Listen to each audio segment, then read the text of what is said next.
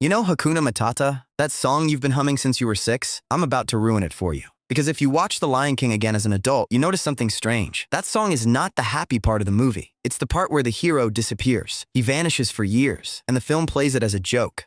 And the reason I'm telling you this is that a lot of us are living inside that song right now without ever noticing we walked into it. Let me guess how it happened for you. At some point, life hit you, properly hit you. Maybe it was a failure, maybe a person, maybe a whole year you'd rather not talk about. And somewhere quietly, without telling anyone, you made a deal with yourself. That's it. I'm done getting hurt. If I don't want anything too badly, nothing can be taken from me again.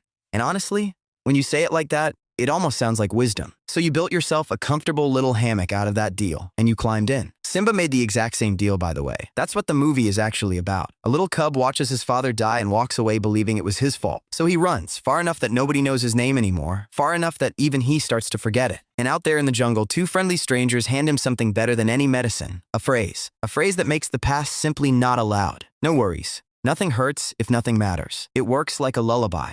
And he falls asleep inside it. Your jungle looks a bit different, of course. Yours glows. It fits in your hand, it scrolls forever, and it whispers the same lullaby. Why bother? Just stay here. You're fine. And here's the trap. You really do feel fine. Because from the inside, being numb feels exactly like being calm. You could swear you've found peace. And look, when a kid runs from pain, that's normal. That's what kids do. The problem was never the running. The problem is, what happens if you never stop?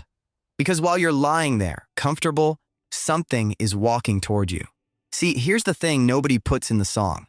You stopped moving a long time ago, but the past didn't. It kept walking, patiently, all these years. And no matter where you hide, it somehow always finds the new address. For Simba, it arrived as a face from home, with news that everything he left behind was burning. And for 1 second, he does the same math every hider does. If I just look away, maybe it disappears on its own. It doesn't. It never does. Pain you run from doesn't sit and wait for you. It grows quietly in the dark, like a debt you stopped checking on. So what saves him? Honestly, not a plan, not some grand revelation, something much dumber. And it works. An old monkey shows up, a strange old monkey with a stick and absolutely no respect for anyone's comfort. He walks up to Simba and, whack, hits him right on the head, hard. Simba yells, "What was that for?" And the monkey just shrugs. It doesn't matter, it's in the past. And then he swings again. But this time Simba ducks. Watch that moment closely, because that little duck is the entire movie. The stick didn't stop coming.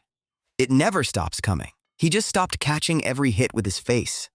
So that's the whole move. And notice, it's not become a new person by Monday. It's 3 words. Duck, don't run. Sounds simple, right? It isn't. And here's the part most people miss. When you run, the past decides everything. Where you live, what you avoid, who you never call again. But when you duck, you get to stay in the game.